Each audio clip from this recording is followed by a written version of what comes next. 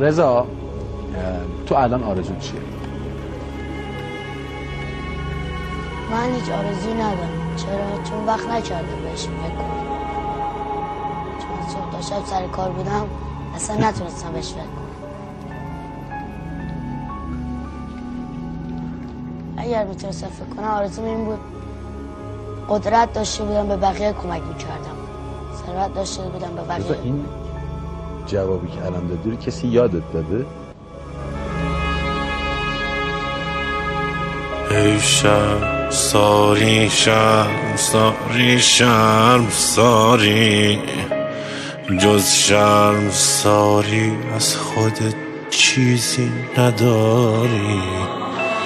ای ناامیدی ناامیدی ناامیدی، از هیچ کس حتی خودت خیری ندیدی.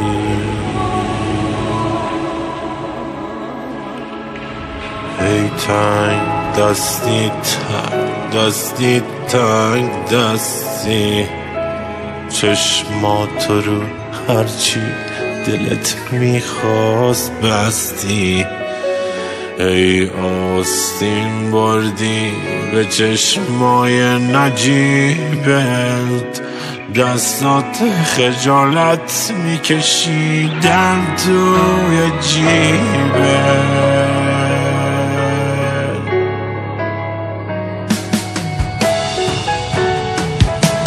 چون زیر بار دوستی جون کنده بودی، از بارهای گردنت شرمنده بودی. هرچی به تبدیم شد دوز و کلک بود، قلبت شکست از بس که دستت بی نمک بود. ای صبر کردی صبر اما بی علاجه، از صبر کردن روحت انقدر هاج و واجه. بارون حریف شرشره چشم ترت نیست، سقفی که باید باشه بالای سرت نیست.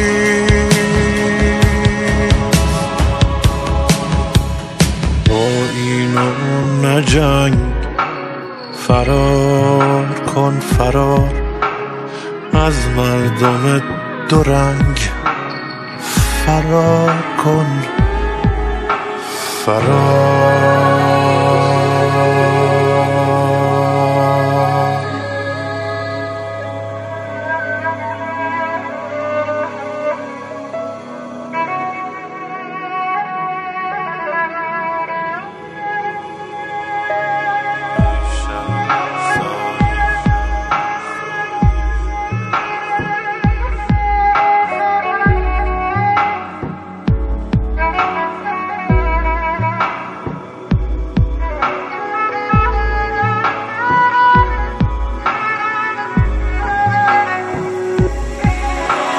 ای لقمه توی خون زدی تا زنده موندی، عمری دم از بارون زدی تا زنده موندی. ای سیب نارسیدی از باغ بهشتت، دیدی که راضی نیستی از سرنوشتت. چون زیر بار دوستی جون کنده بودی، از بارهای گردنت شرمنده بودی.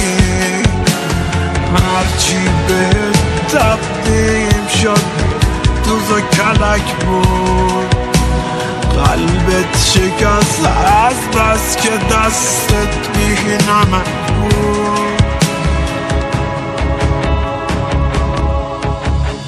با اینو نجنگ، فرار کن فرار از مردم دورنگ، فرار کن فرار.